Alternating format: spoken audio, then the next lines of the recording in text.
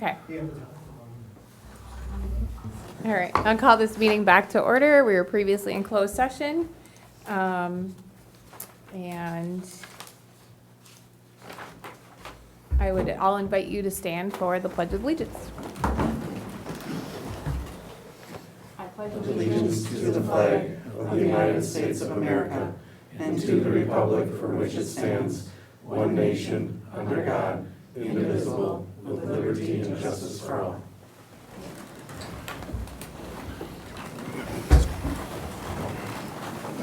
Thank you. All right, and we're gonna start things off by our spotlight on education. Jeff, is she here? I see she's not, is she coming or? Yeah, she should be coming. I'm So can texting we- Mom right now. Okay, so maybe we'll just move along then and then we can stick her in somewhere else? Okay, sounds good. And then the consent agenda items for tonight. I actually had the vouchers and John has answered my questions that I had.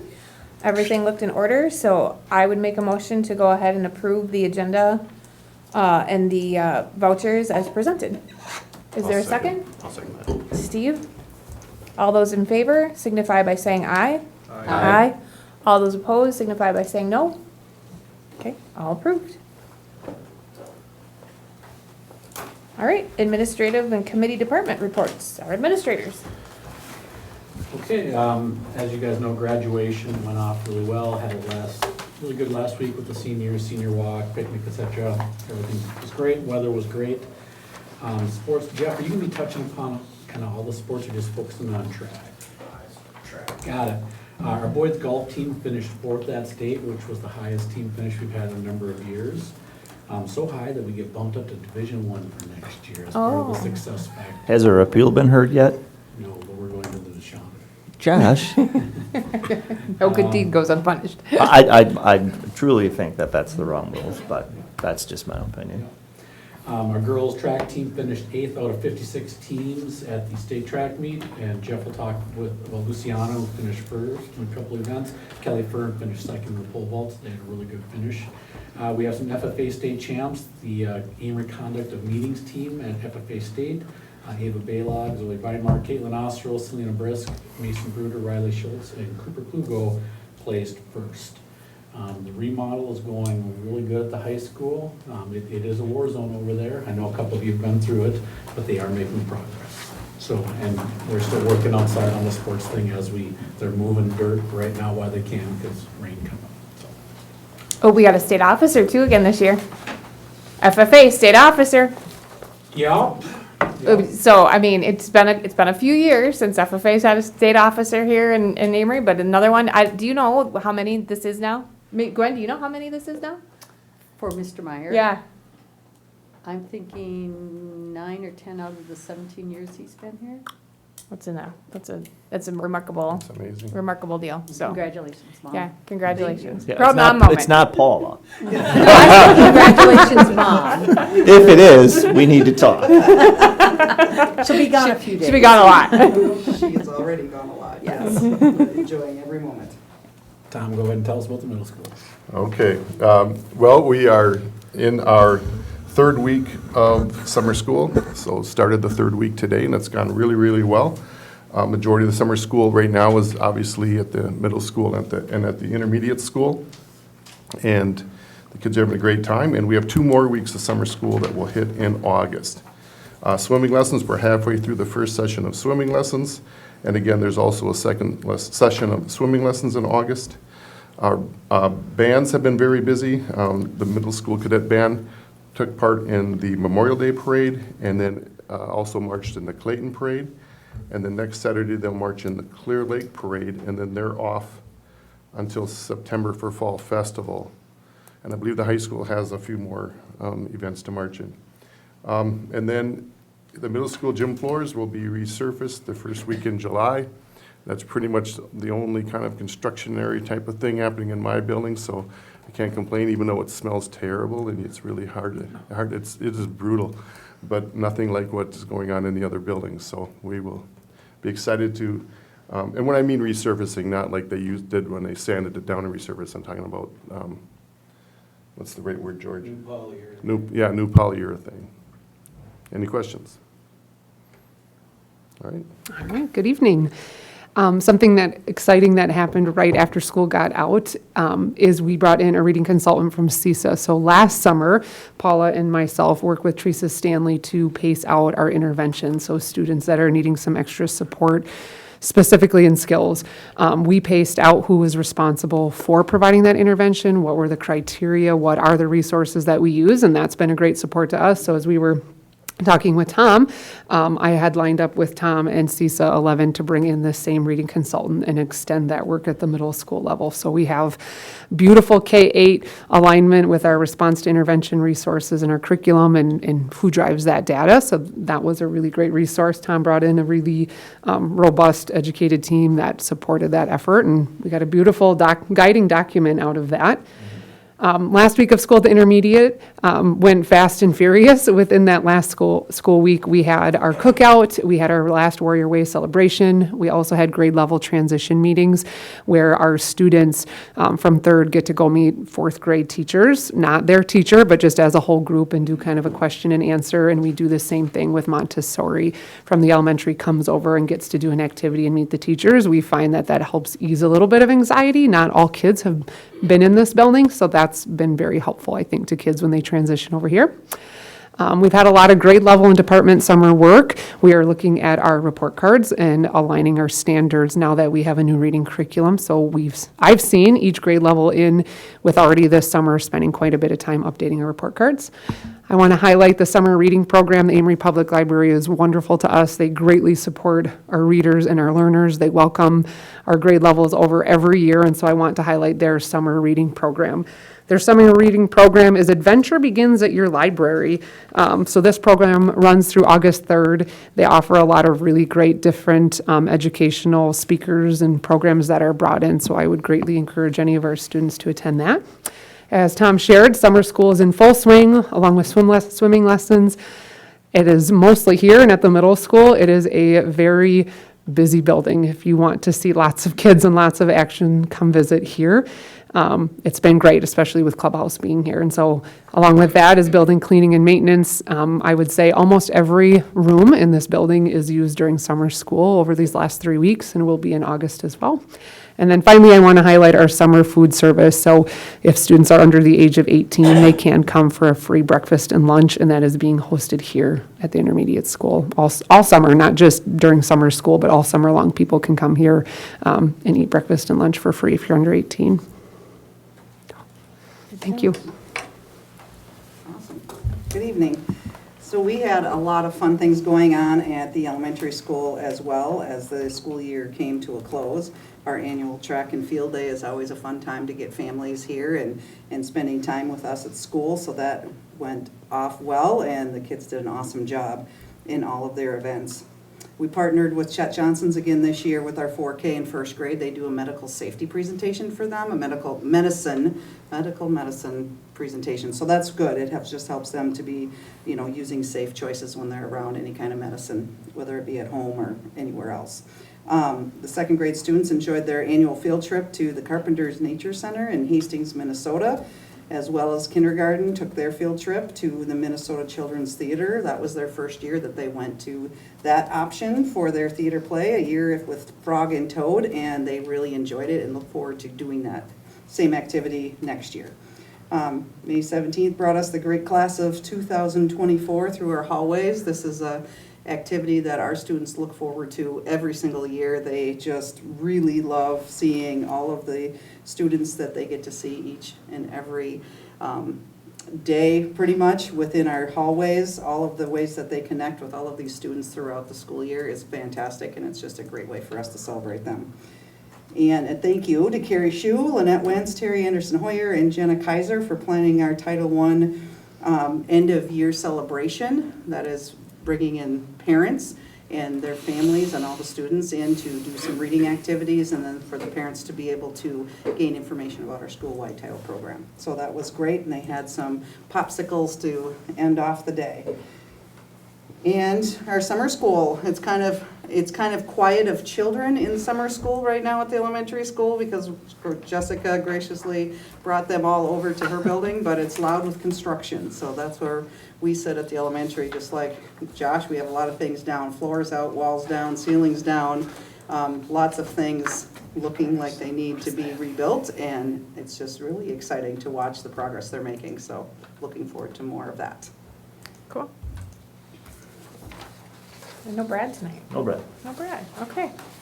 Achievement Gap Reduction Report, Paula and Jess. Alright. Our AGR report, this is a report that we do twice a year for you guys. You saw us first off in the fall. It gives us an idea of where we're at with our students and how we want to move forward with putting in some interventions and some additional teaching efforts in areas. So if you can see on the first page, our kindergarten reading, we really gauge to get them above the 30th percentile. That's a little higher than we need to write that goal, but we choose to really kind of strive for that 30th percentile. Kindergarten reading and the early reading started out in the fall, 85th percentile. 56 students made up that 85% at or above the 30th percentile. And then we dropped down just a smidge to 78%, 51 students in the spring. Kindergarten math, you can see we're looking at 30th percentile again. 80% of the kindergartners in that early math started out in the fall, 93% at or above the 30th percentile, 61 students. We ended up with 88% at or above, with 58 students reaching that. When we move on to first grade, we're still doing that early math, fast bridge assessment, 77% at or above 30th percentile in the fall, 61 dropped down to 30th percentile. That's a difference from 57 students to 48. And then when you look into math, the first grade level, again, early math test for that fast bridge, 91st percentile at or above the 30th, 72 students in the fall, 90th percentile at or above, 71 students met that objective. And if we look at second grade reading, make sure I don't flip the page too fast here. We're at 54% at or above the 30th percentile in the fall. This actually changes from the early reading into that A reading assessment that we do. That was 39%, 54%, 39. We've got that up to 62% or 49 students. So we had an increase there, even though we didn't make it to that 80th percent. We are moving in the right direction, so that was a good thing. Second grade math, we're doing A math for Fast Bridge, 73% at or above in the fall, 57 students, 74% at or above in the spring, 58 students. I Move on to third grade. You want to Sure. give out the third grade numbers? Sure, I can report on grade 3. Something I do want to highlight on page 1 when you look at kindergarten, so there's different screeners within FastBridge. And so when you look at kindergarten, you're looking at the early reading English screeners. Those drop off. Some are introduced halfway through in kindergarten, and then some drop off at the end of kindergarten, and some are introduced in first grade. So it's not the same screener from the start of kindergarten until the end of third grade, which produces this report. So I can give you an example. So for early reading English is going to be phonemic and phonological awareness. So the letter F makes what sound, and then letter recognition as well. So obviously that drops off as you get into the middle of first grade, end of first grade, because we are now reading words. You're decoding rather than just making isolated sounds. So when you get to third grade, just highlighting that A reading and A math are the two screeners that are used for our AGR report, as well as first and second grade.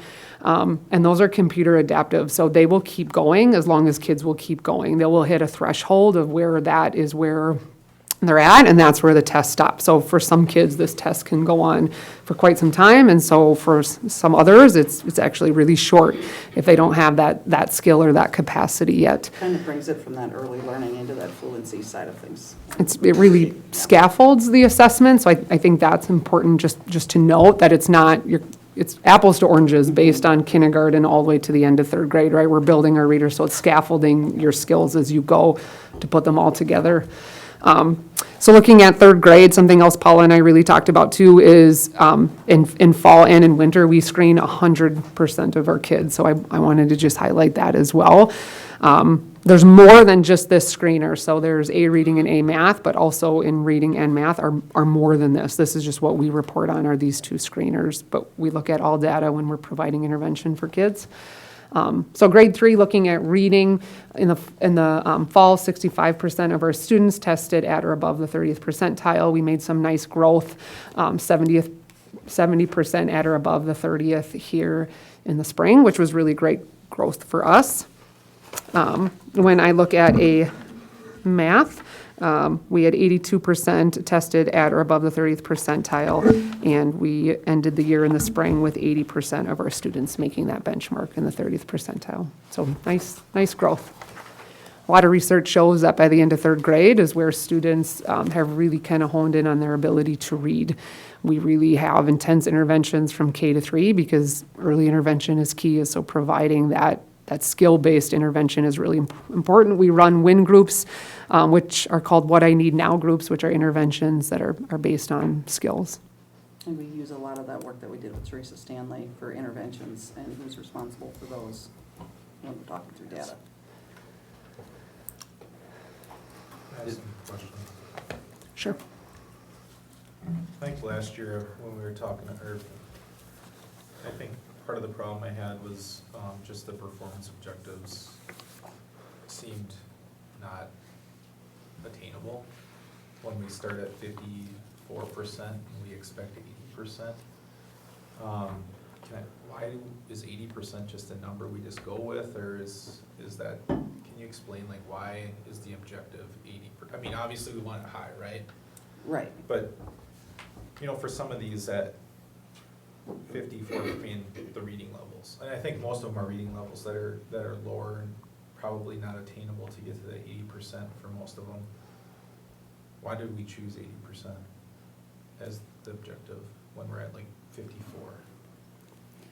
That has been historically, over the past, I don't know how many years. As what far we've back as done. we've been doing this report, it's been 80. Not that it needs Yes. to stay at 80, but it's our choice as to what the number will Correct. be. It could be 60, 80, 90, 85, right? It's our Correct. choice. Correct. It's our assessment, our Correct. data. It's our And we way to used to hit strive it. high. We used to hit it. So, I Well, the mean. math we are, Yeah, math. clearly. Math is, Yeah. we're doing it. That's clear. What's interesting is we adopted a new math curriculum when I had first started my career here because our math scores were low. Right. And our Yes. reading was high, and so we had a new math curriculum. We spent a lot of time and focus and energy on professional development with math talks, math numbers, math lunches, all these different strategies and techniques, and we saw really great growth. Something Paul and I have really talked about is that you can't shift focus so much that now your reading becomes strong and your math lacks. So how do you balance both and be really, really great at both? Joe, the 80% is a lofty goal, but it's something that Paul and I, when we look at data, it's something we want to strive for and appreciate, when we can get there, when we can close that gap. We also take into account that 20 percentile that might not get there. We have, either IEPs to support that. We have another resource that's called a TAP, which is a teacher assistant plan, and those are academic supports. And we have Title I, which is a great resource as well. So we recognize that while those 20% are not there, it doesn't mean that we're not going to work really hard to try to get them there for sure. Yeah, because we're looking at some grade levels do have about a 20% specialized student plans involved in that as well. So when you put that percentage in with where we land on some of these charts, it makes a big difference in how we need to attend to each student's needs. And we're hitting it in the fall. Mhm. But as the testing gets more rigid and more Challenging. stringent, Correct. then we're starting to see the numbers drop off as they're going towards the end of the year, just because the testing is getting more stringent, right? Correct. Is that I guess the other thing too is, I mean, especially if we look at the funding in our budget and what we have for teachers and staff, I mean, is there this AGR strategy, every single one of them says, a reduction of small group instruction, so is that also, I mean, again, is that something that we can even provide? Well, we are. We have driven our class size numbers down into the 14 to 18 range from 4K through third grade, through fifth grade. And the ability to do small group instruction there is afforded because not only do you have fewer kids, but you also have paras in each classroom. So yeah, it is happening, and it's probably instrumental that it does, because we have kids that simply would not be serviced well in the group of 15 or 16 kids. Is that accurate? I know you live it more than I Yeah. do, both of you. And we have added to, over the past couple of years, we've added full-time, another full-time title teacher too. So we have 2 full-time title teachers in our building plus an aide. And Jessica also has that in her building as well. So we've really tried to hone in on that. We've also added in another counselor this year, which has helped with more of that small group instruction, not just in math or reading, but in that availability to learn. So getting them available for learning is another piece to this. So those are places that we've also And I been trying to invest think you've into. hit the nail on the head, Joe, because Tom and I have talked about this in team environment here at the board many times. That reading piece from K through 5 is a direct instruction piece. That middle school, high school math piece is the direct instruction piece. And without direct instruction, they're likely not to get it in many cases. Without direct instruction in middle school, which is exactly what their interventions are about for kids that struggle with direct instruction, they wouldn't get it because the mom and dad in a lot of cases can't do the math. I mean, I haven't gotten to the point where I can't do the middle school math, but I'm sure that's not too far off. I was a social studies guy. So there's that direct instruction piece that I think is their everyday, every classroom, every day Yep. target, so to speak. Absolutely, and we have some additional things in there with our HMH, like our Hagerty.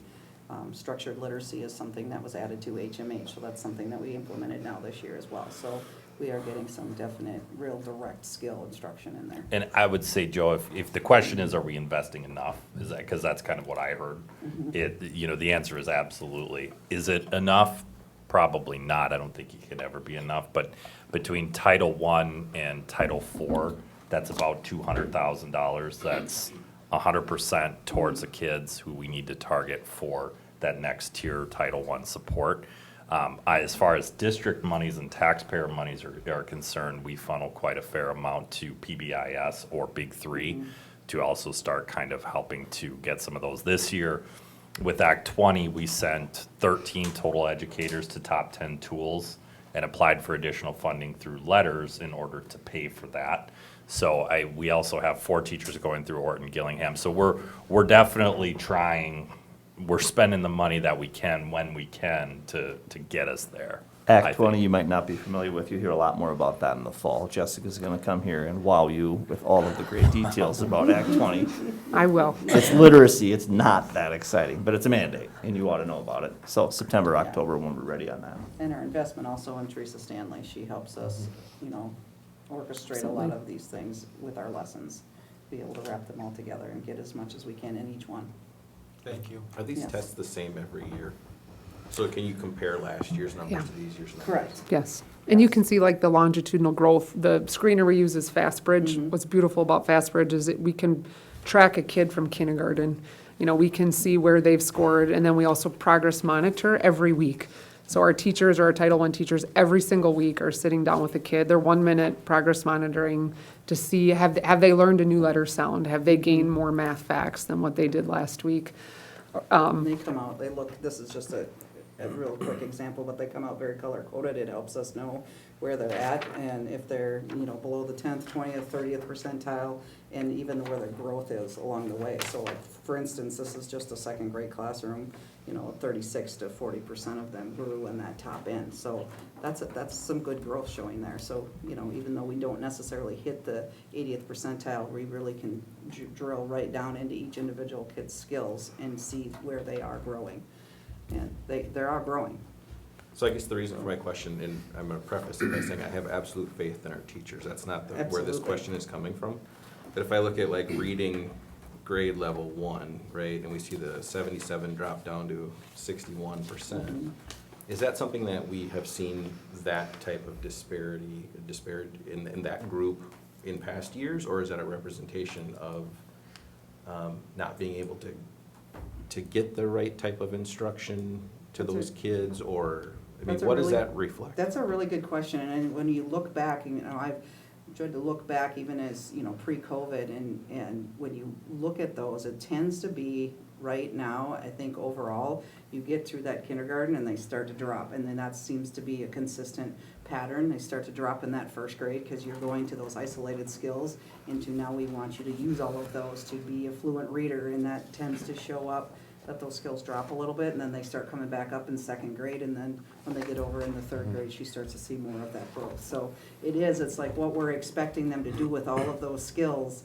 is in first grade. First grade's a hard year to learn, and it's a hard grade to teach all those individual skills. And so, yeah, it has over the course of the last few years for sure shown that dip in first grade. Okay, so it's a little bit of spinning And- your wheels while you're trying to get running, right? And Yeah. we give these, all the way along, so but we just don't have to report out of the middle school. We Yes. use them mostly for internal decisions on which kids need interventions and help. But sometimes parents don't always understand either that, like, when a kid scores at the 70th percentile in the fall, they have to continue to grow academically to be at the 70th percentile at the end of the year. So it's like you have to be at the 70th percentile where someone would be almost a year later. They have to maintain constant, that would be, expected growth through that. Well, and that was my first question, but it was already answered, Yeah. by the fact that the tests in the spring are more difficult or Yes. more involved than the Correct. ones in the fall, right? So you expect Correct. some drop off. I just want to make sure that, and I know you guys are on the ball with this, that we're not seeing a drop that we're not expecting.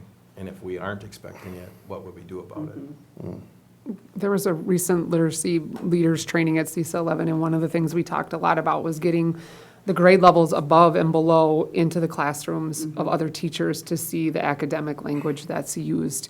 Top 10 tools and Orton Gillingham that John had mentioned, those are all really high-quality science of reading aligned programs. And so we talked about just making sure that we are vertically aligned, right? So that the language that we're using in kindergarten is the language we're using all the way through third grade, right? If you're telling students this is a digraph and we're going to decode a word today, they know those words. It's amazing to sit in a lesson, it's called the U-Fly lesson. It's amazing to sit and watch our teachers use these words with kids, and they know what they mean. And this is a trend that has started but within the last year and a half. So when we talk about Top 10 and Orton Gillingham and U-Fly, all these different acronyms, those are all like training programs that our teachers have gone through. And just as John mentioned, we have several, Paula and I are doing it right now as well, is to get that alignment with all of our teachers. We as a district have greatly invested in that. Act 20 to come in the fall is a state mandate where all of our teachers have to be trained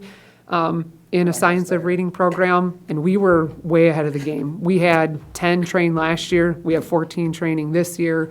Like we didn't wait for Act 20 to kick in. We actually, you guys as a district, said we're going to invest in this here and now. Our teachers are light years ahead of many districts at this moment. It's amazing to watch our teachers teach and what they know. It absolutely floors And me. they're there and they want to be doing the training and they want to do that investment, so that's really great to see too. Yeah, they work hard. Thank you. Any other questions? All right, keep working hard. See those fall scores. Can't wait. It's actually one of my favorite reports of the year. Okay. All right, looks like Lucy is here to join us, so. Change gears here. She's injured, she can't run fast to get here, so we know, we get it. Well, there's a way not to be here, just run slower than you. If you want to be here then. All right, so as you guys are aware, several weeks ago, we had the state track and field meet, and our team was very successful. We sent 3 individuals. We finished 8th out of 136 schools. I would say the 2 most anticipated races in my eyes, we had a champion, and she's standing in front of you right now. Congratulations, Lucci.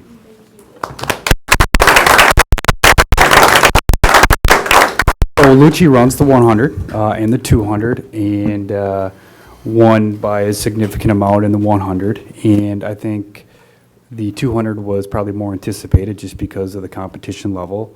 And Lucci brought her A game, even though they can't pronounce her name correctly on the live stream. You'll hear that here shortly. We're going to phonetically spell it next year. We're confident she's going to make it. But she's had an exceptional career. She's got 4 individual state titles under her belt. 3 of those are from the 100. That's super impressive. She's going through the whole recruiting process right now. which I think a lot of us in here have never experienced. What are you saying? But it's stressful. Any place you're leaning toward? Any secret information? Lots of different options, so I guess. Lots of options, You Tom. just be quiet over there. We'll see where I sign eventually. You know we had an Olympian come out of Wisconsin, right? So, just saying. Yeah. I see Kenny just punched his ticket too, so. We did last yeah. night. It was an amazing Yeah. race last night. It was a good. great race. It was good. And as many viewers probably watching the trials and whatnot, you're thinking of Luch and, her future, and we've seen somebody local do that, so no pressure, Luch, but just comes natural with it. But it's very incredible, and I think the college landscape has changed a ton recently, so I have no idea. I would like to sit down and talk to Luch about that process and everything that goes into it, because it's a different animal. Luch is a great student. You can't pay her to get in trouble at the high school. She's a leader. She's a part of student council. She volunteered. The WI has a student leadership committee, and Luch seeked me out and said she wanted to be a part of that. She does it all. Tonight she probably has 17 other things to do, but she's here. We are going to harass her at a football game in front of everybody. We'll get her in front of the students and our fans, and acknowledge her state championship there too as well. But we do have a 2-minute and 7-second clip to watch Luch and listen to the gentleman pronounce her name several different ways. So we're actually going to play that right now. We'll get out of your way here. Step to the side, maybe. We'll take it all in. Lane 5 is Lucy Azpura from Amory, a junior. Lucy Azpura from Amory is certainly one to watch. She went 12:05 in the preliminaries yesterday. 11:85, the state record held by Azpura from Amory. She won set last year. Yeah, she won the 100 in the last 2 years, in fact, as a freshman and a sophomore. Down. Not a heavy rain, but a steady rain, certainly. Azpura got out well, and she has through the acceleration phase, and now it's just a matter of getting to the finish, Jay. And Lucy Azpura gets to the finish line first again. 3 straight 100-meter dash titles for Lucy Azpura from Amory. Her time 11:92. Wow, she went under 12. I wasn't sure she'd do that today in this weather, but just off her state record. Just off her state record. 11:985 was that record. All right, time for the final in the 200-meter dash for girls Division II. Lane 6, Lucy Azpura from Amory, a junior. Watch Azpura as well in lane 6. And Peterson of Catholic Memorial in lane 5. Yesterday, Peterson surprised everybody and came out with the top time, and here she comes again. Azpura with Apple and Peterson. Azpura pulling away, a stride ahead. Shepley with a late push for second, but Lucy Azpura from Amory does it again. 24:64. She is your champion in the 200 meters. Azpura's time, 24:64, just off the state record of 24:34, set last year. As Azpura won the 100, she wins the 200.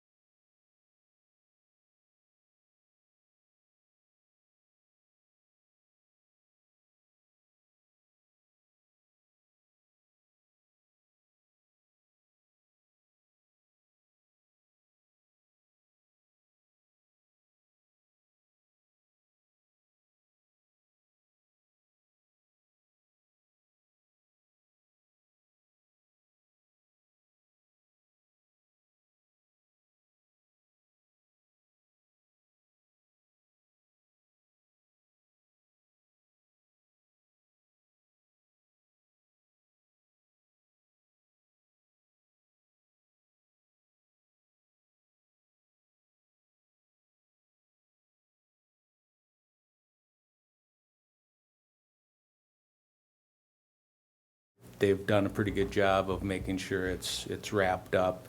Anything that we have to worry about getting wet that has electrical components, we find a place inside. And then there are a bunch of Connex boxes out there that they can store stuff in, so. But yeah, the big material out there is mainly beadboard and it's insulation for the roofs. And then the rest of it is rolled roofing, which it also spends its entire life outside, so.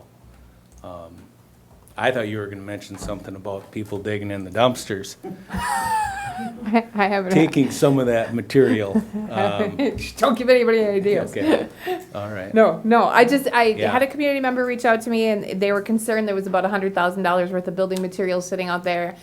Certainly not, I certainly didn't know if that was accurate. I certainly don't want it out of the public sphere if that is, the case that we're not doing that and then have people think that we're wasting $100,000 of building materials. Yeah. I'm not the source, you are, and as long as we're here and this is, public information, I'm just here to ask the questions. It's my job as an official, so. Yeah, and. You're the guy that knows. Right, and specifically, there's some wood that isn't necessarily green treated in piles out there.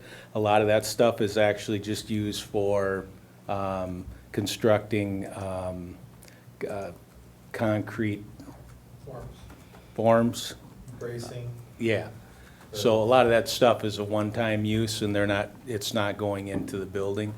But just thinking out loud, I can't even think of anything so far that's really gotten wet that we had to worry about, other than the glue lamps, and they figured out a way. You guys, during our tour, you were able to see there was some moisture that got on that, and they were able to clean them up. And they sat outside too, wrapped, and they were great outside. It's when they installed them where the roof wasn't quite complete, so. But I'll keep an eye on that, just in case, and. And I'm assuming if there's materials that get inadvertently left outside or not supposed to be out there with the weather, and I understand that the weather's a concern, that doesn't fall in the school district. I mean, that is a construction cost that falls on the Yeah, company of we doing that. it They would would be not replacing cost it. us a dime, no, that's them, they would have to replace it, so. They've got a lot of money, and we actually, when we had available space in the storage that we rented, we actually worked with those guys too on some items that I felt just better having it in dry storage. Mainly like the fan sections on an air handler where there was some control type boards in there. We squeezed them in downtown at our storage, so, but I'll definitely be keeping my eye out. Thanks, George. Yep. Didn't mean to Thanks. put you on the spot. Has all the recent rain, has that caused any significant delays? I mean, that's a question I hear. Yeah, that was about the only thing I was gonna comment from back there. We were so used to being ahead of schedule that it's hard to say that we're kind of now back on schedule. And maybe even a little bit behind in certain areas. Let's just say guys are sweating a little bit more than me right now up here about getting things done. And if you've been through the elementary school, there are long trenches and piles of dirt and and there's just a lot of stuff going on from one end of these buildings to the other, but there's also a lot of stuff that has to be determined how to move forward on some things. So to keep that whip cracked and to keep progress, that's basically what's going on right now. And a lot of construction meetings, a lot of waiting for information. When you bust up a piece of concrete and a pipe's supposed to be there and it's not, where do you go from here? So that's pretty much a daily thing that I love. Like Sean says, I love it, but I don't know if I can drink out of this water, this whatever they call that, the hydrant, as much as I have been. But it is fun, but there's a lot of stuff going on. Hey, you're finding a few surprises now and then. Oh, yeah. Constant. Yeah. So, All right. Thank you. And the tour was good? The tour was great. The tour was good? It's fun to walk through the buildings and see the changes. Yeah, Yeah, lots happened since we were there last. I was there today. It's spectacular. That math science, you can see all the classrooms that are all framed out now. And there is a ton of stuff in the ceilings, like you say, that people won't ever see, but there's a lot of stuff we were able to make some good choices on, and when you walk in that building, you will notice that almost every room has been touched by either new flooring, new ceilings. Of course, it comes with the fact that we had to tear a ceiling down to put some ductwork in, but it does feel new over there. And the science wing, that'll be something really cool. Yeah, it's the heat units, it's the furnaces, it's the electrical, it's the plumbing. The fact that you're doing all the work outside to mitigate water issues, the tuck pointing, the new surfaces, it's like, to me, I'll be honest, I think it's overwhelming. It's a huge project, and yeah, I can't imagine you, Josh, but it's pretty insane, and just, yeah, like I said, I'm very proud of you. A lot of stuff going on. Thank you. Thanks, George. All right. First reading of policy 672.7, Davis-Bacon compliance procedures. John, you're This will up. be a fun one. I'm gonna read 7 full pages, front and back. No. It's all right, we read it. Thanks. So what this is, Davis-Bacon compliance or Davis-Bacon Act is a newish piece of legislation, being less than 4 years old, that kicks into play whenever we start using federally funded dollars to do capital projects. So we were the lucky selection from CESA 11 to undergo Davis-Bacon compliance checks in this last year, specifically for the ESSER 3 air handling project at the middle school. And this is our punishment. So this is essentially what this is our contractor, we basically didn't tell him to do certified payroll, so we had to do it after the fact. And all that was there is they didn't feel that our Davis-Bacon compliance procedure and policy was strong enough or punitive enough on the individuals doing it. So what you see before you right here is very cooker-cutting language. This is actually from our friends down in Ellsworth, who were the first ones of the year who got dinged on this.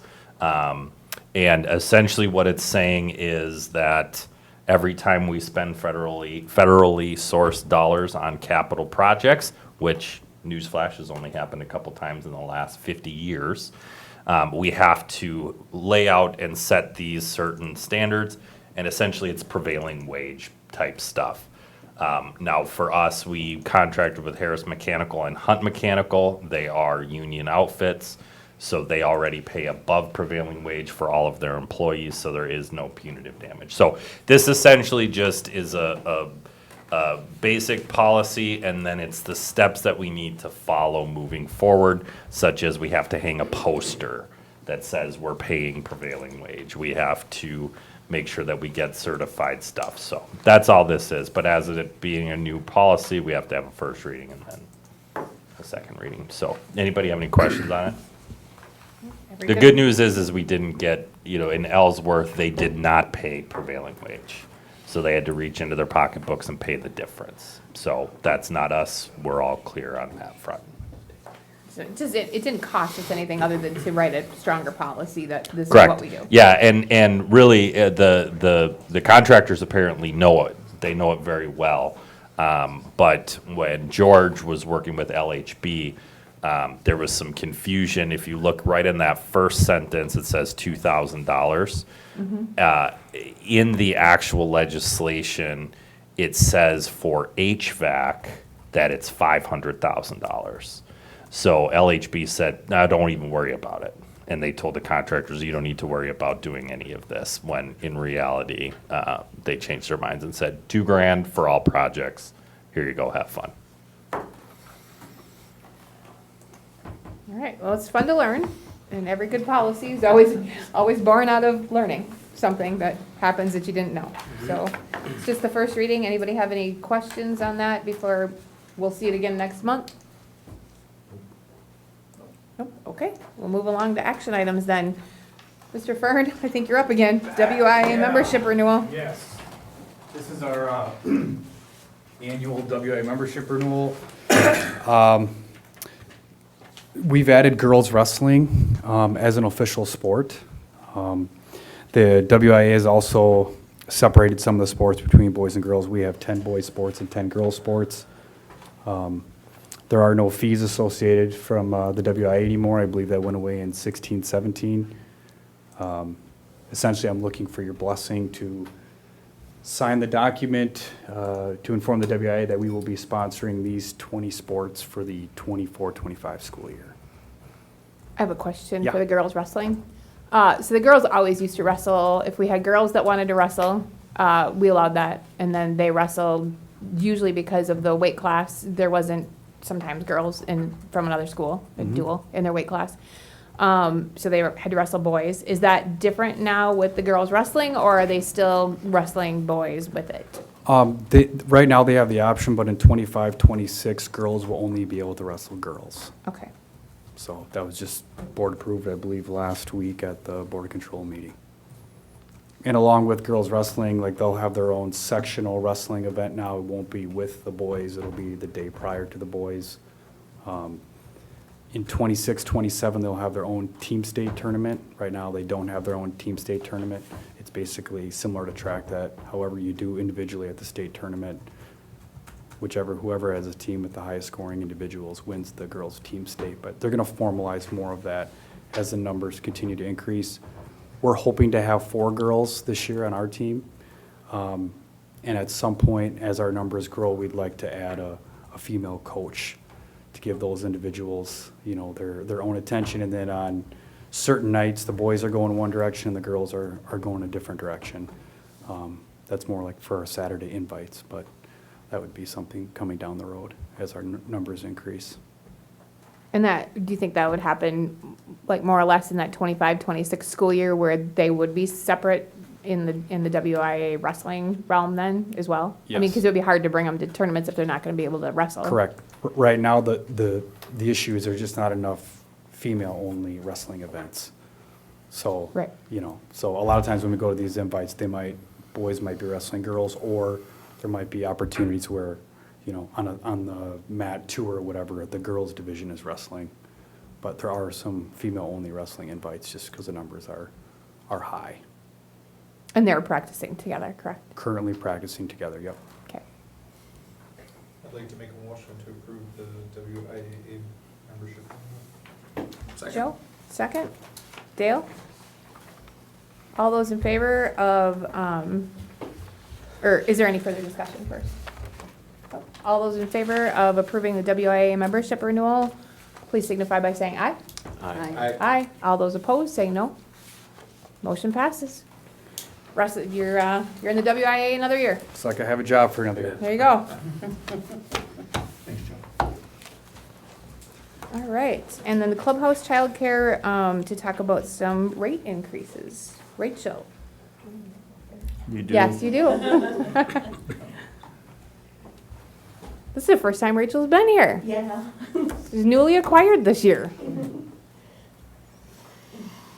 For everybody, I'm Rachel Kazmarski, and I am the new director of the clubhouse. I started in December. I want to propose to raise the rates $5 a week for just the club or the child care part, not the school age. Sorry. It's okay. Just so they pick you up.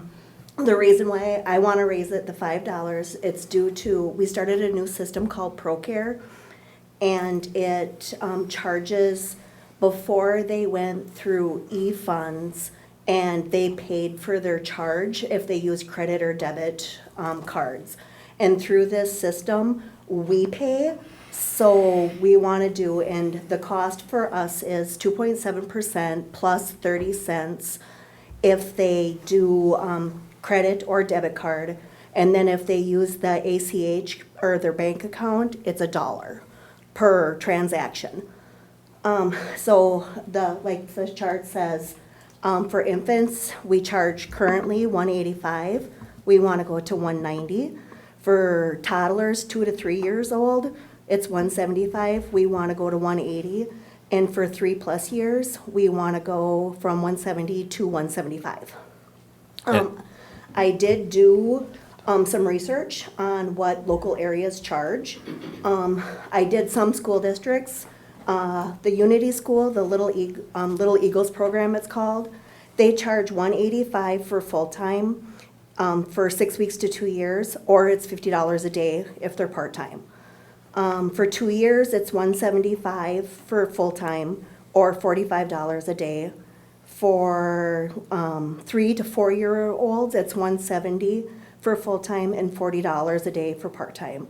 I tried to go with school districts around the area to see, and another one, it's a little bit further away, but like Tiny Toppers, it's Glenwood City School District.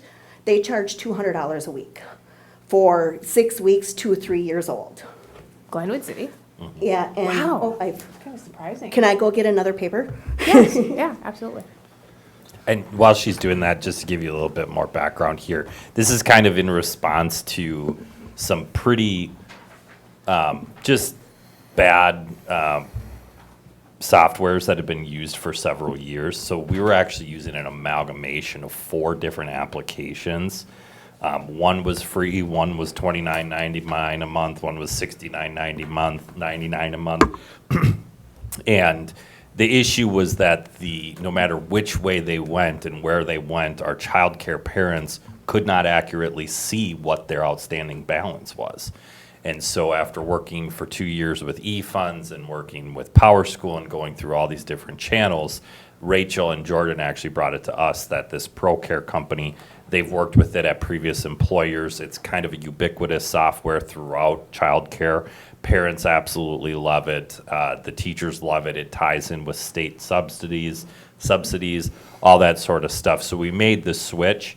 On the other side of things as well, eFunds rates are increasing, and so these rates are actually going to be matching what they are. The hard part is you can do inclusive fees or exclusive fees. We've chosen to do inclusive fees, which is what we previously used to do with eFunds. So it is costing the district about 6% total more, or I'm sorry, 0.06% total additionally per year for those fees. So this $5 rate increase is really just to offset those, so we don't have to tack them on to the parents, if that makes sense.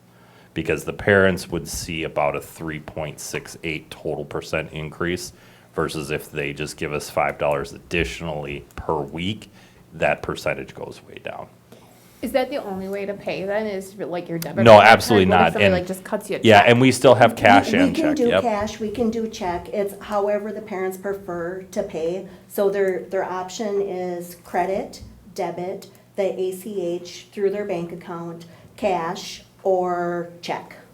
So there's plenty of options there, and if they use cash or check, there's no charge. It's just if they go through like their bank accounts or something like that, credit, debit, or the ACH, then there is a charge to it. And But we this do rate take increase quite a. would still apply to them? Correct. Okay. It would be right across the board. Okay. Yep, yeah, and to Rachel's point, I would say it's probably 70-30, 30% cash or check, and then 70% is using one method of electronic payment. or Yeah, another. and more people are going towards the electronic that used to pay cash or check because through here, as soon as they make the payment through our new program, they can they hit refresh and they see it. It's like that. And the reaction from parents has been overwhelmingly very Yeah. positive Yeah. since switching to this as well. Yeah, we've heard several. We love that we see, what we owe, our payments are there. So if there's any questions, they're on it and they're like, hey, how come it's this charge versus this? And so then I just email them back, it's, this many days times this many, whatever, and, go in and they're like, okay, this is great. So, yeah, we've heard, the only thing with the ProCare is, we're trying to do everything the electronic. So it's just the parents getting used to filling out their forms electronically and phone versus, actual laptop or computer. Sure. Yeah, but as far as, like some rates go, there's Wild Roots here in Amory, it's an in-home one.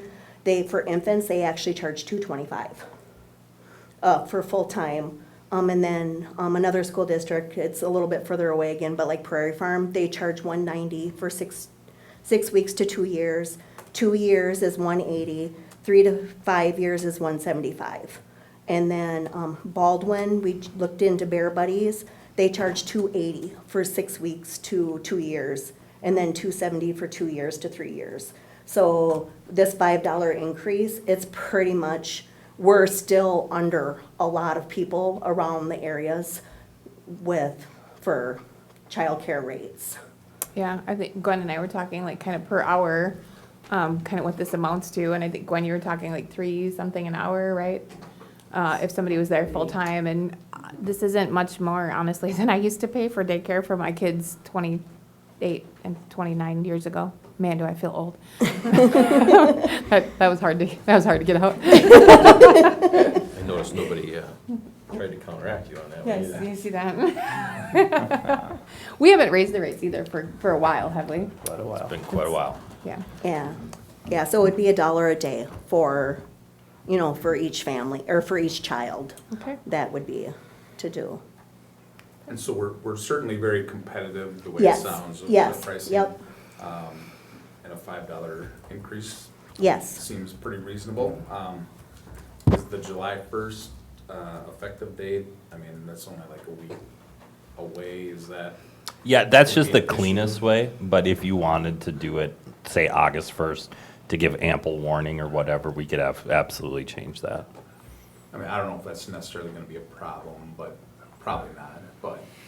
I could see if we're raising it like Yeah. $10 or something like that, but I don't. Nobody's gonna When pay it, you look into the broad spectrum, it's $1 a day. Yeah. So parents will look at that and say, it's $1 a day, I think we can, budget that. Yep.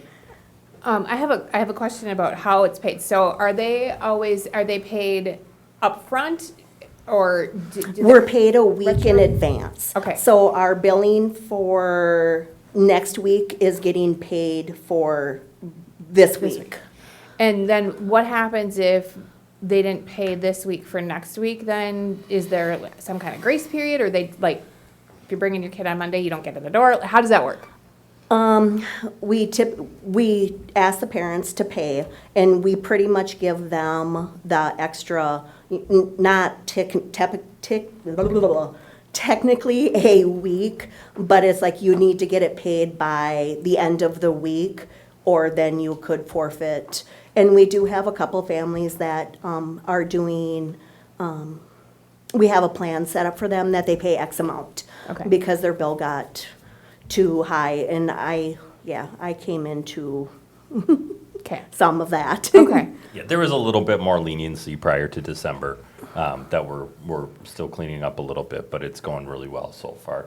Okay. And we're working with families, I Yeah, think, very. yeah, I just didn't want to we're see not anybody- just saying, okay, you're done because you can't. We work with them and we say, could you please make a payment by this date? Yes. And, could you do that? Because, we know they need care too. Yes.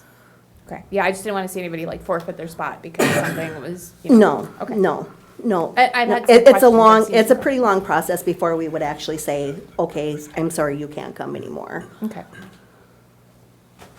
I would make a motion that we accept the proposed changes. Second. Steve and Gwen, it's been made and seconded to approve the $5 increase for the clubhouse. Is there any further discussion? Okay, hearing none, we'll proceed to vote. All those in favor of the $5 increase, please signify by saying aye. Aye. All those opposed signify by saying no. Motion passed. So July 1st. July 1st. Okay. Thank you. You're welcome. Liability insurance renewal. This we tabled from last month, so we're did. gonna And I'm actually that. gonna be taking this for Jim. So, if you guys remember all the way back to last month, which feels like it was 3 months ago now, I swear. It does.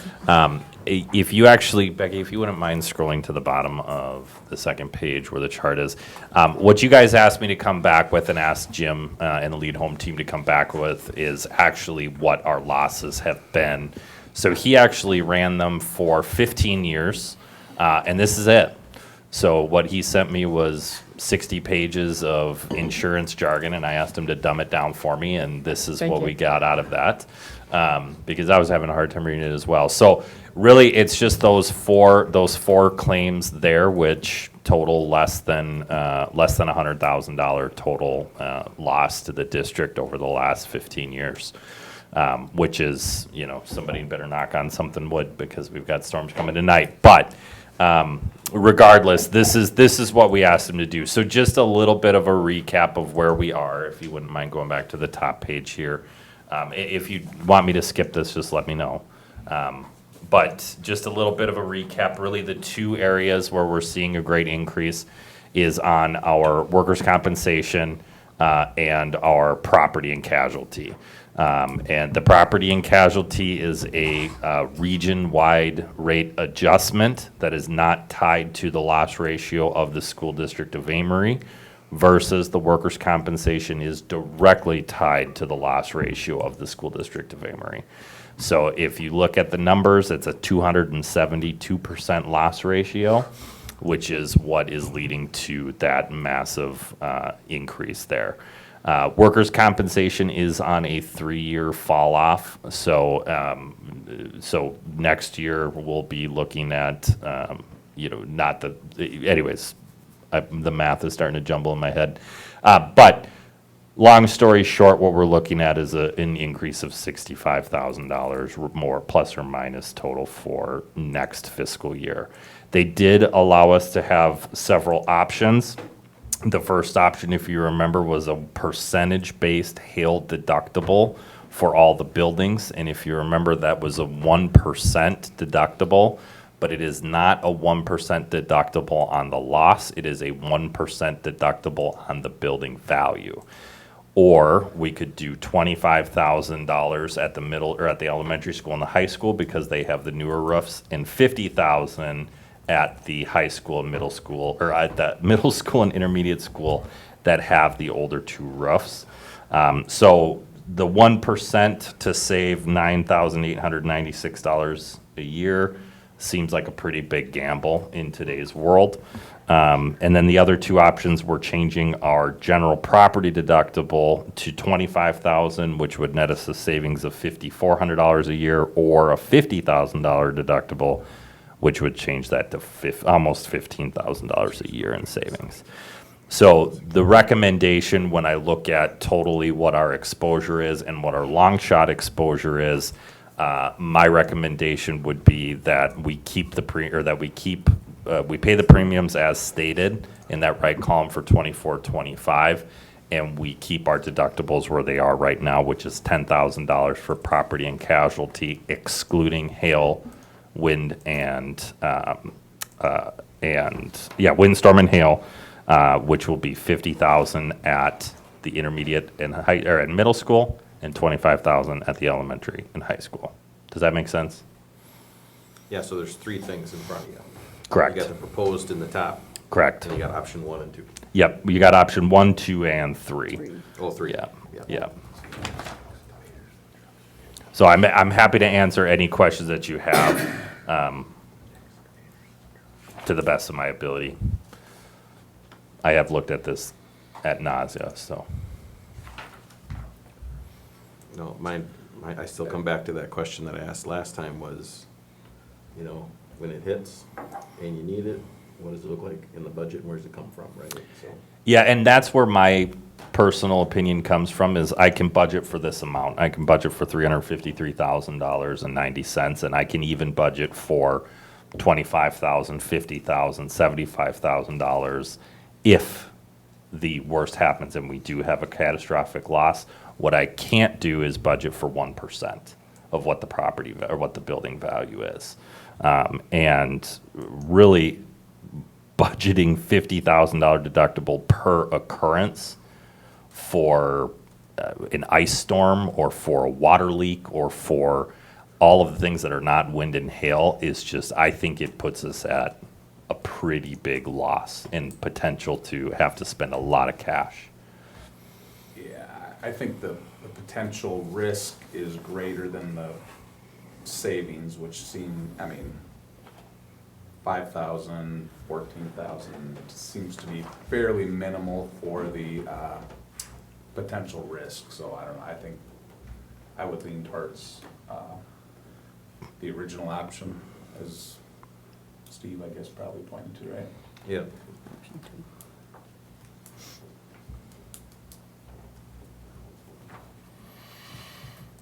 You guys have an opinion? I'm good with option 2, which is the 25,000 up to, on the 25,000 deductible, staying the same.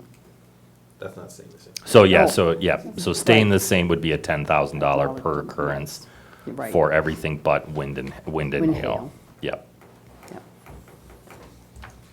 Option 2 being the $25,000 deductible and option 3 being 50. So if we look back on our occurrences, Yep. the big ones have been the hail, Correct. Correct. but that's not included in. That deductible equation, yes. It's deductible. Yeah, and You I. know I- where I'm sitting. I'm gonna go ahead and go on a limb that you guys would rather pay $25,000 for hail than 2.5 million on a, 1% valuation, right? Mm-hmm. So you are correct, Shar, that the hail damage is by far, our biggest loss. So if we went with the third option of changing the property deductible from 10,000 to 50,000, netting us almost a $15,000 premium savings, we haven't had anything outside of that hail, which is not included in that, correct? Correct. So I'm still saying I'd go with the gamble, but I can totally appreciate all sides of this. Well, if we haven't had anything, why do we even have insurance? Well, like I said, I can totally appreciate all sides of it. I'm not discounting exactly and I'm not discounting that the weather and what's happened. What I am saying is that it's separate. Those hail occurrences are separate in that policy. And when I look at what else we've had, like I said last month, I mean, you'd basically have to have a school burn down or somebody drive a car into it to mitigate that $16,000 that we'd make up for in the premium. But I can see both sides. I'm only stating my personal opinion and what I would personally like to see, but I can appreciate the fact of the recommendation of John saying that this is his budget and this is what I can budget for. I understand that. Insurance is a risk. It's a gamble that you Yeah. take. It's an insurance policy. It's there. Insurance companies make money based on your fear. So, but I understand, it's not my money. It's the taxpayers' money. I wanna knock on wood after you just said that. And for Mike, it doesn't count. Yeah, I don't know, but we are investing a ton of money into our buildings And I don't disagree. I do not disagree. Just because my opinion is different of how we handle a premium and a deductible doesn't mean that I don't agree. You don't have to try, I get it, because I do see all sides of it. I appreciate all of it. And For I me- just to state one more time, that's only 50% of the whole total picture. The other 50% is, I hate to say it, 100% uncontrollable from our standpoint. We had an insane loss ratio to the point where we're lucky that EMC is even going to cover our workers' compensation for another year. Well, and that's the big deciding factor for me is that this premium is being driven by the workman's comp issues that we have sitting out there. And Jim said that those would be falling off after this year, or at least probably the Some big will, one yes. would be falling off after this year. So, do you take the gamble and you save the premium, which is, it's just about what the workman's comp has cost us, and we increase that deductible just for this year, and then of course next year we look at this totally different again, and if we want to go back, for me as a gamble, is $15,000 worth it in the broad scheme of things? Maybe not. Well, and I think the big thing that I keep thinking about is it's 50,000 per occurrence, right? So pipe bursts at the high school, we have a 45 below day, and there's a pipe burst at each 4 buildings. That's 4 separate incidents, which means our long exposure is 200,000. And I get that, but If out of we- how many years did he go back? Oh no, 100%. And Yeah. it's not here. Yep, 100%. And I'm just giving you what my logic Yes, was. and I get that. I appreciate that. Like I said, insurance companies make their money based on fear. But I understand it. I appreciate the point, and I appreciate all of that point. I'm just saying where I stand. So here's where I'm at. I like no changes. I could be convinced of the 10 to 25. And Gwen, did you mention the 10 to 25, right? Yeah. Not understanding at the time that the top one is the no change. Correct. Okay. I was thinking he was giving us 3 options, and these were the 3 options at the bottom. So I'm good with any of them because, like Shar says, we're dairy farmers, we get it. We're risk takers. So I'm good with anything except that 1%. So that would result in a $5,482 premium savings. Correct. And I'm Yep. just gonna say, Gwen, I understand where you're coming from there, and I get the compromise. Honestly, if you're gonna look at $5,500, It's nothing. it's nothing. You might as well just stick with the way it is Yep. and pay your $5,500. 15,000 seems a little more significant to me, but you're gambling a little bit more.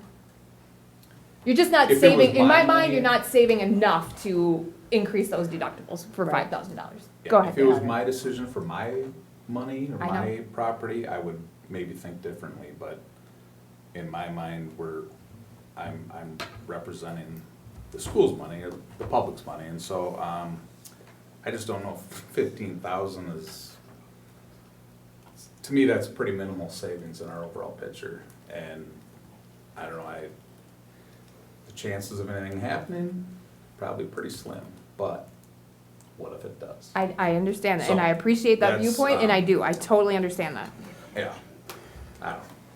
So, I don't know. I'm not gonna, I'm not gonna fight it one way or the other. I can go to either decision, but that would be my option. In my mind, either Sure. you leave it the way it is, or you take the $15,000 savings. In my mind, those are really the only 2 options that there are. Joe, haven't heard from you, an opinion? Well, I thought he did. He said, knock on wood, Knock and on wood. and don't go with her. So again, for $15,000 for all that we have here, I think it's, we can save $15,000 elsewhere. Right, you might have it where you make the decision to stay where you're at, and the public says, you could have saved us 15,000. Or you make the decision to save 15,000, the public says, you cost us 200,000. Yep. Right. Right, so, Yep. with that discussion, I would make the motion that we keep things the same. I would second it. Okay, motion has been made and seconded to keep the insurance premiums the same, the coverage the same. Is there any further discussion? I think we've beat the dead horse enough, so all those in favor signify by saying aye. Aye. Aye. All those opposed, say no. Motion passes. We will leave this as is. And you're And gonna call as- Jim right away, right? Yeah, yeah. And as Jim stated last month too, the property and casualty side of things is not a one-way elevator. It does dip. I would say that we've all seen what our individual property insurances have done over the last 5 years. Where I think we needed to do a lot more work is on the workers' compensation side of things. Yeah, I was gonna ask you, is there more being done there with risk mitigation? Yeah, we've had several discussions of it, and we're gonna continue to have those discussions with staff and ways that we can kind of implement some of them. There's some of them that are a little bit uncontrollable that I can definitely talk to you a little bit more offline about, with some incidents with students and teachers that are kind of tallying up some of those workers' compensation. But for the most part, we're doing the best that we can. The wintertime slip and falls are really what does it though. So, more salt, more sand. Better shoes. Thank you. Okay, student accident insurance renewal. Yeah, John, you so up again? I know, it's a John night, apparently. So the good part is the next two, the cybersecurity insurance and the student accident insurance. Those are both flat. Actually, they're tiny bit down from the last year. So student assurance services, just as a refresher, this is a supplementary medical coverage plan that covers all students, all children, rather, excuse me, that are participating in school-sponsored, school-supervised activities from the 6-month-olds that are in childcare here on site to an FFA student riding a horse at the county fair for an FFA event. This policy, if you look at the loss percentages here, it's all over the place, what we've got. But I can tell you that this is one that families have really appreciated and we've really learned to kind of lean on and rely on. They have not had an individual rate increase in the last 10 years. So the way that their premiums are set is X amount of money times however many pupils you have. So as our pupil population goes up and down, that's why you'll see a little bit of fluctuation from time to time. So last year's was $20,605 was our premium received. Our total premium this year will be $20,510, so roughly about $100. But as you can see, in some years, the amount paid out is huge. Up in 2015, 2016, I think Sonny is our rep for this company. I think he said we had 5 blown out ACLs or MCLs that were tied back to school activities. So this is a very, very, very good insurance plan to have. The school activities, I think, were largely homecoming, where adults were seeking to participate with the kids. And we have been more careful about that practice moving forward. And they're getting older. So what is the company?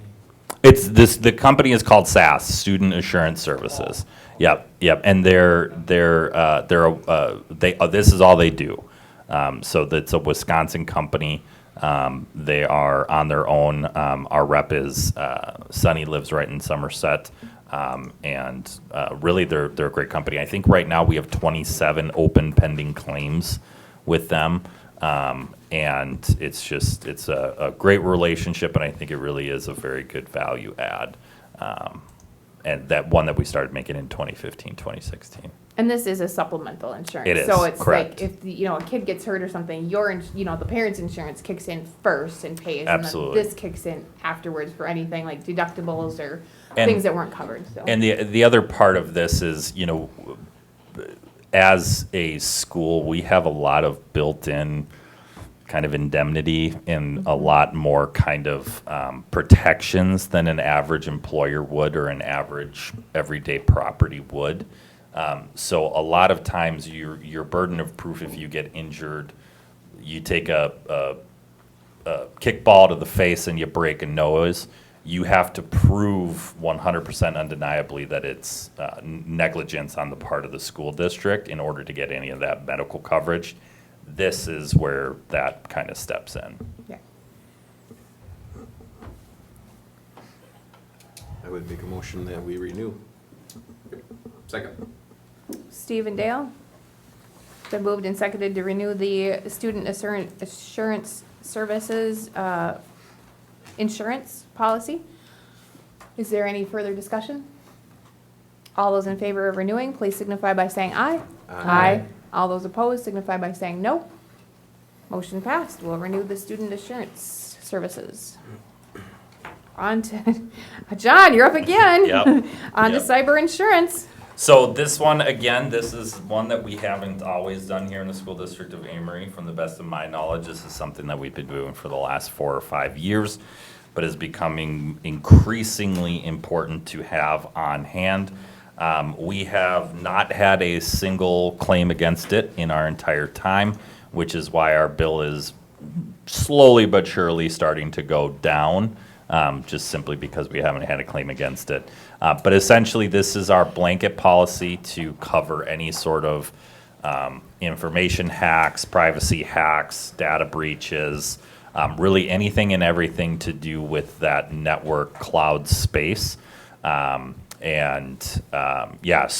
there is in the state of Wisconsin, there's 2 school districts right now. Rhinelander was out $600,000 and Marshfield was out $550,000. Because of phishing and scamming, and these policies are the only reason why they were able to recoup any of that loss. So ransomware, just. Actually, both of those cases were actually phishing.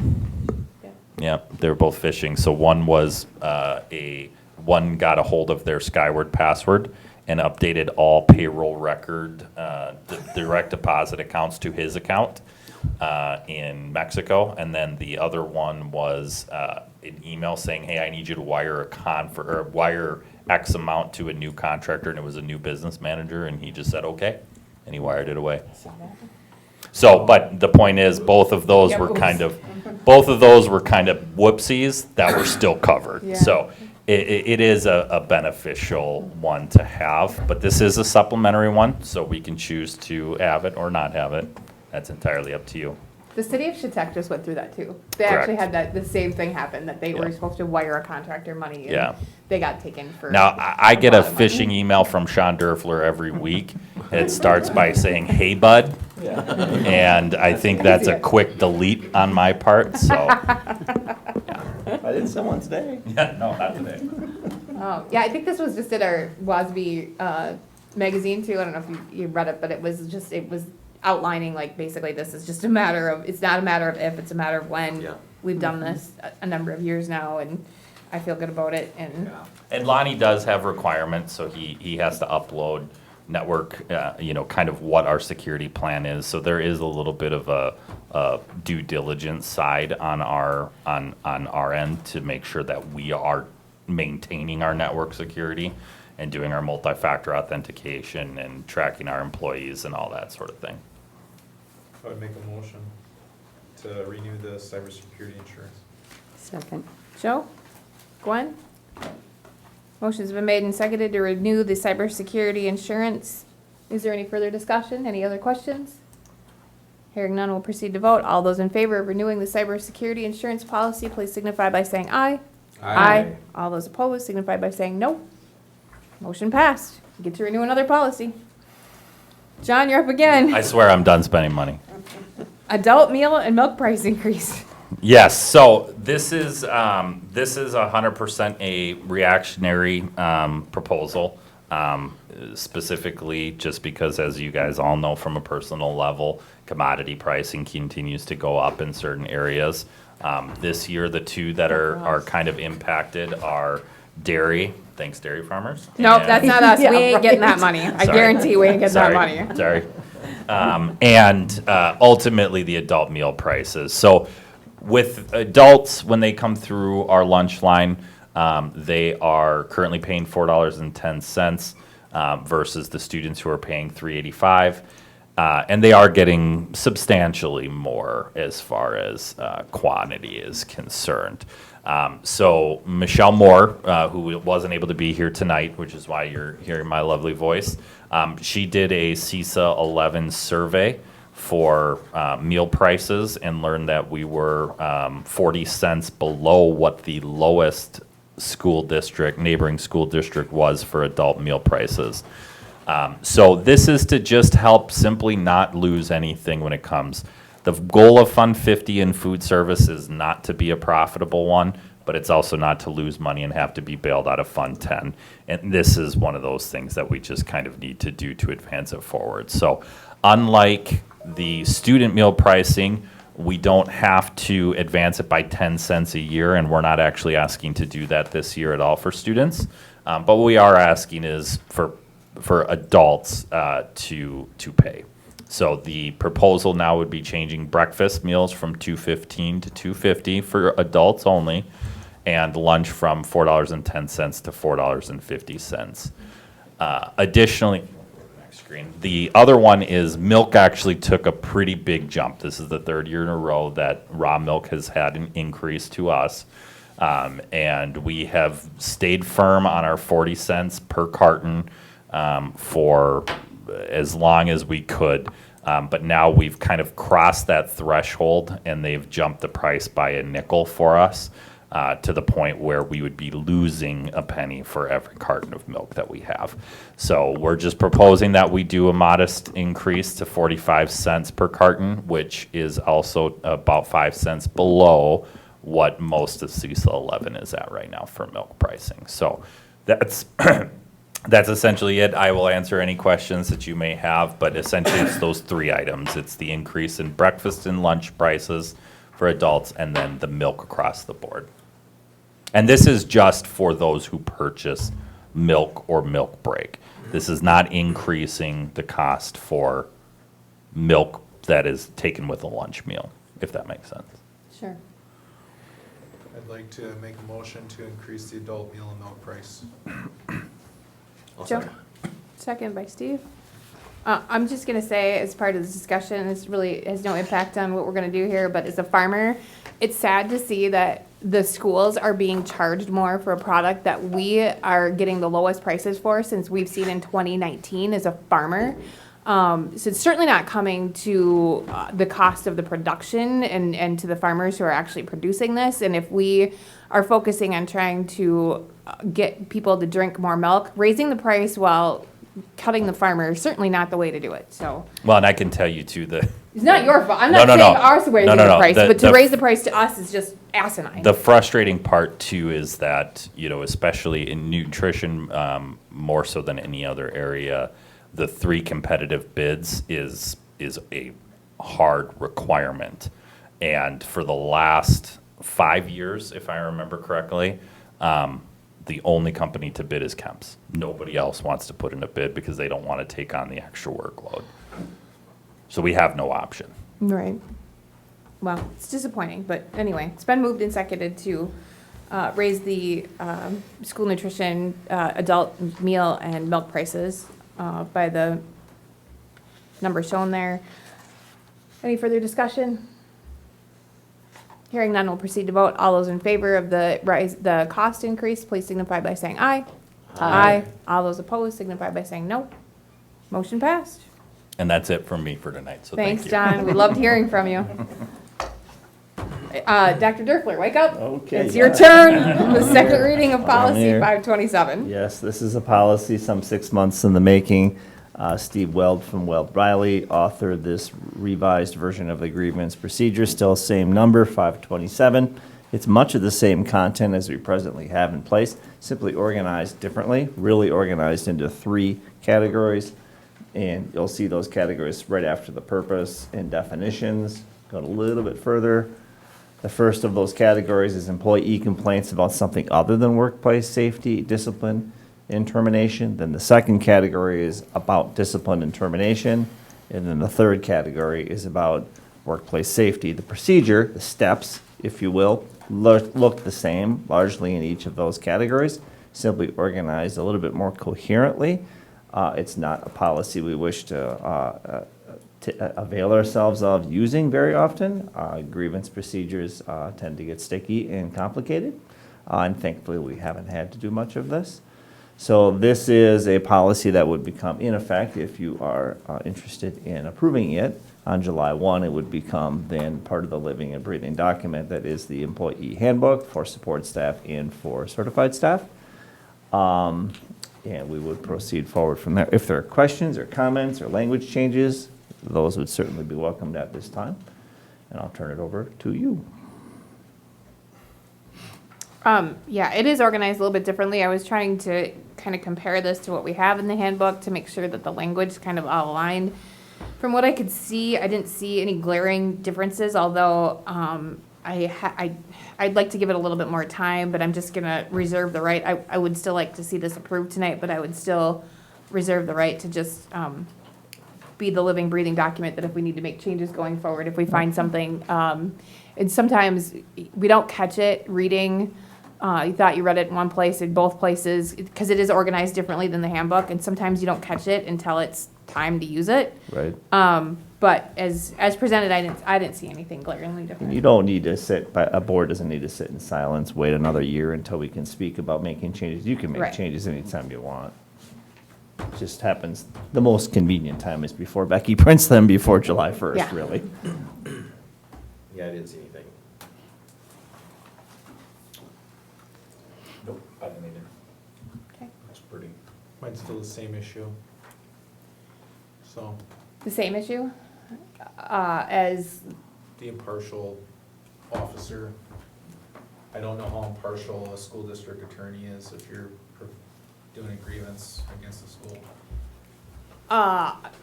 so let's take a look at that language, because I do believe that the school board is the impartial hearing, is that? Nope, there's so when they file a grievance, they file that in writing with their immediate supervisor. So if it was in, say, school nutrition, it would be with Michelle Moore. If, once the supervisor responds, if they're not pleased with that response, if it hasn't been remedied, rectified, fixed, then they make an appeal to me. If they're not pleased with the decision that I render, then they can pursue an independent hearing officer. Yep. And then if they're not pleased with that decision, then they pursue to speak with you, and that's their opportunity. Independent hearing officer can be the school's attorney, but there is also the opportunity for an independent hearing officer to be another state-appointed person. There is a pool of individuals that do that work at the state. You'd simply need to articulate to me, Sean, when we do an independent hearing officer, I would like it to be someone other than the school's attorney. You can say that, and we can do that. It doesn't say Right. here that it will be Weld Riley. Right. But I get Joe's point, because that's the implicit that it would be. Right, but yeah, it just does, it says that the district administrator could appoint an impartial hearing officer. And then if they go through that and they're still not happy, then they do come to the school board. So we do have, the school board actually has the final say. So if your wish is for the independent hearing officer to be someone other than the school contracted attorney, that can occur. It can, and the board could make that decision to direct. You just tell me that's what you want to do. Yeah. And I don't know what it's I just feel called. that that's true, more fair and impartial I would agree. than that, to have that break. Yeah, I think so too. It's not stipulated in here that we use the school's attorney. Although I get it, it's implicitly probably implied, although it's not in here. It's literally spelled out that it could be appointed by the district. I don't know So- what it's called, but there is a pool of people that do that Yes. work. It's largely people that worked in the legal world that are available to sit in as like a mediator. And I'm not sure what they're called, but there is a pool of people that do that. Yeah, And that's all I have. We, okay. we would have to pay them. I don't, folks typically don't come for free, so yeah, that's Yeah. likely I true. think it actually says in here that I the mean- district has to provide the, Yeah. So I mean, whoever we pay, could be. In my 18 years in the district, in my 5 in this capacity, nothing's ever traveled beyond the district office, but it certainly could. Well, one time, I can think of one instance Sure. that came all the way to the board. yeah, I think I- it's duly, like, the concern is duly noted. I think it's, the language avails itself to that somebody else could be appointed. So the IHO is paid for by the school district or is paid for by the person? I don't know Or- if that's even spelled out there. Well, it says the request for the appointment of an IHO shall be accompanied by a filing fee made out to the district. So that would be the So to my employee. understanding, whoever is filing the grievance is having to do that based on whatever Polk County. Circuit Filing fee Court- is a very nominal fee. Okay. My hunch is it But would then be like we have to 25 bucks pay or the something like that. IHO. Yes. Okay, got it. Yeah, the next one is the IHO shall be appointed and paid for by the district. Yeah. Okay. That's the only, Point taken. It's an Yep. excellent point. Yep, and I think the language is good there to, that it's very broad and not narrow, so that we do have the right to do that. For there not to be any biases in each step along the process makes the process a heck of a lot more authentic, so point well taken. Yep. Anything else? I have a motion to accept this policy as written and presented? Do we have a motion? Nope, I asked for Okay. one. I will make the motion. We approve the second reading of policy 527. Dale? Is there a second? Second. Gwen?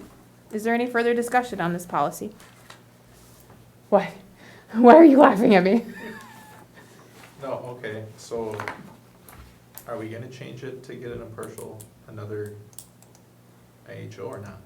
So would you like it to, in my estimation, I'm thinking that the language is broad here. So would you like it to say something different, that it shall not be the school district's attorney?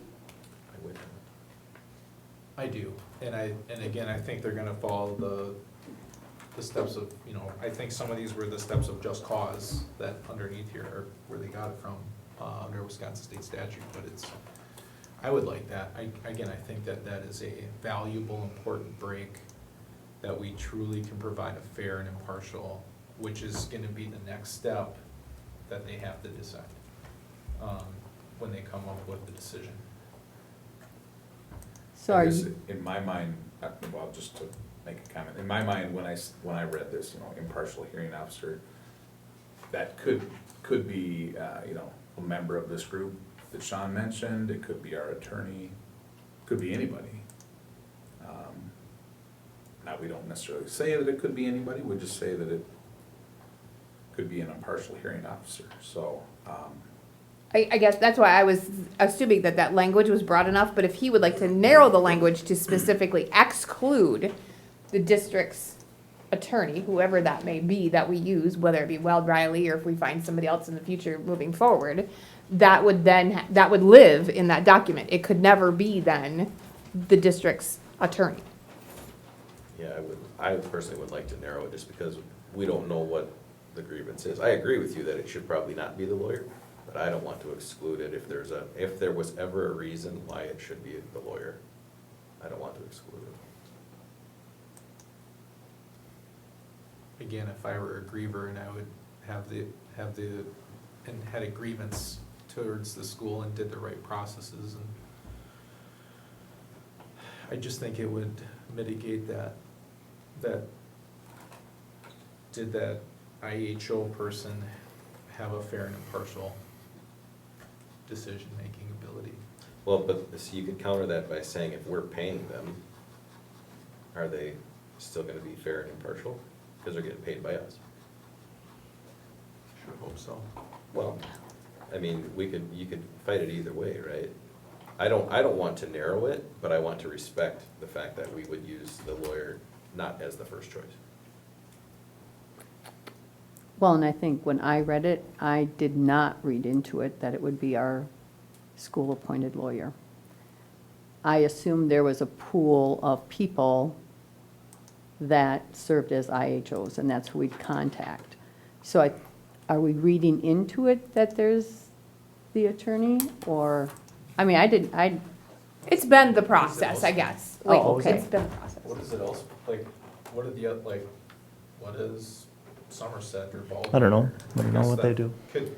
So I guess, I know they're in that group, we have the former city of Amory attorney works for Polk County as an independent hearing officer, as in essence, a mitigator of dispute. And he does that sort of as in retirement full-time job. And it's people like that I think would be best fit for that work, not Steve Weld or Sven Strotz. I totally agree. But I too agree with Steve. I don't know that it's necessary to exclude them. I think it's your preference as to what we would do. And if I'm hearing from nearly all of you, if not all of you, that the attorney probably shouldn't be the first choice because that's truly not independent. Well, it's probably more expensive to bring that attorney here than it would be to bring that. Well, I would say. Yeah. Could we just clean up that language then a little bit Sure. and just say, like, when we say the administrator would appoint an impartial hearing officer, and then comma, which could be the school district's attorney or a different independent officer, in a different independent hearing officer at employee's request. Could we do that? Could also bring it back in August if you want to. I don't know that there are any staff that are waiting with bated breath to see what the new grievance policy is gonna look like before they come to work in September. I doubt that. And I'm not gonna say, Becky, hold off until August. could I table this? Yeah. We can. Yeah, this is just a second reading, so this certainly You don't doesn't have have to to be pass approved this tonight. now. If we just want to table this on language changes, we certainly can do that. Can we simply go to print with what the existing grievance policy is? Then I don't want Becky to have to wait off on that, because I know you start printing basically July 1 to get things ready to roll for distribution. And Yeah. then when the policies change, then we'll start reflecting that on any new document. So, I mean, that's just the procedure from a logistical standpoint in the district office. But certainly it can be tabled, doesn't have to be done tonight. So do you need a motion to print what's current? Or what? No, we would just proceed forward with what we have, Yeah. and all the other No. changes that have occurred are in there. Yep. What if we just, you know, approve it as it is tonight, and then we bring it back next month or in August? We'll bring it back in July. Sure, we What can, you're suggesting is not gonna a tremendous amount of work. yeah, we could approve this and then we would just, with a note that approval with the caveat that we will be making language changes in this moving forward yet this year. And the language change would occur in each category, because this language Yes. seems to be repetitive, if you will. Yes. So it would change in each spot.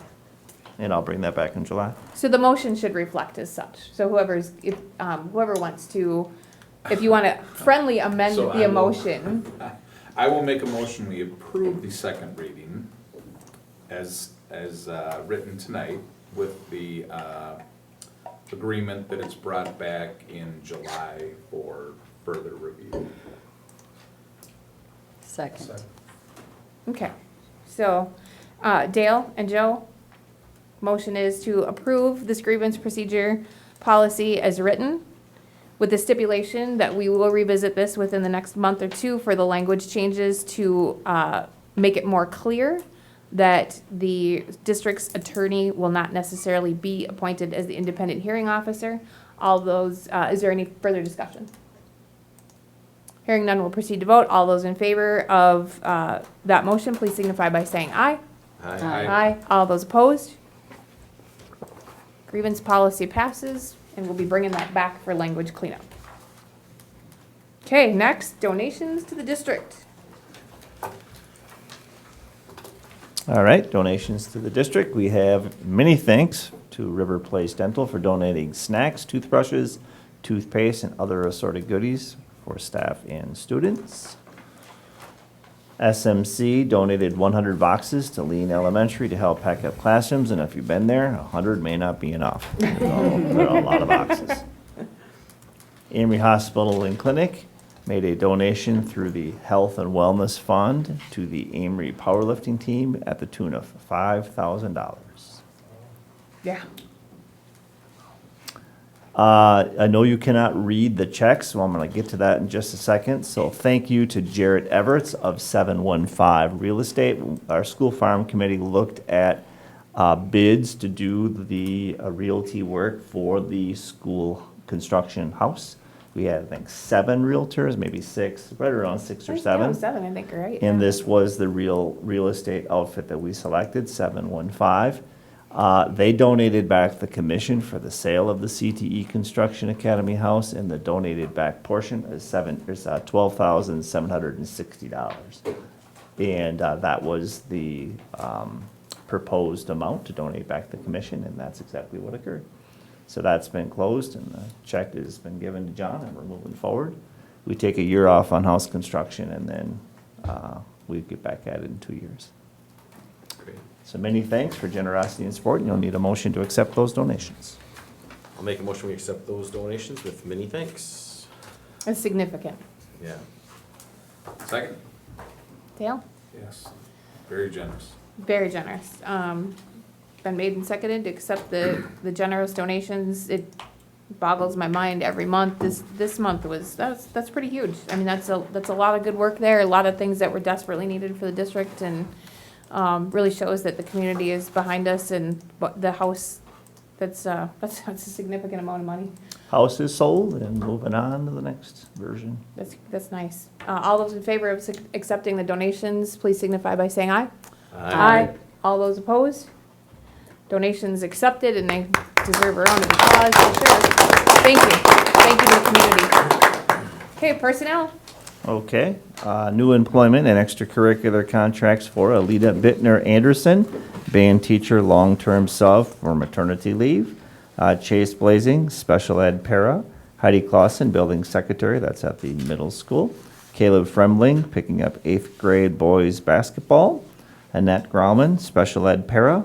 Tucker Hovde, special ed teacher. Rourke Langer, varsity wrestling coach. Catherine Magnine, JV volleyball coach.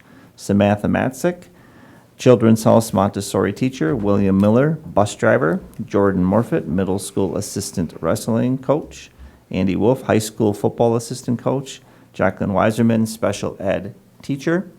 Reassignment from the elementary as an office para to payroll and benefits specialist here in the district office is Gretchen Wahlberg. Resignations, Kylie Black, dance team advisor. Michael Bensley, chess club advisor. Mandy Cheney, bus and van driver. Kevin Olson, JV boys tennis coach. Michelle Acero, special ed para. Olivia Peters, assistant softball coach. Bailey Peterson, 7th grade volleyball coach. Claire Schmidt, special ed para. Jeffrey Stauner, girls soccer assistant coach. Cody Williquit, custodian. Andrea Uhas, building secretary. Retirement of Vicky Heiss, special ed para. And I struggle on this name every time, help me please. Hidayah Benitez, clubhouse assistant teacher, and Joan Peterson, special ed para. Those are both terminations. Do I have a motion to accept personnel? I'll make a motion to approve personnel. Joe, second? Second. Steve? Any discussion? All those in favor, please signify by saying aye. Aye. All those opposed? No. Personnel action is accepted. Any community comments tonight, Becky? No community comments, and I don't think there's any reason to go into closed session tonight. Do I have a motion to adjourn? I'll make a motion to adjourn. Steve? Second. Dale? All those in favor of adjourning, please signify by saying aye. Aye. Aye. All those opposed signify by saying no. She's ignored me before. Motion adjourned.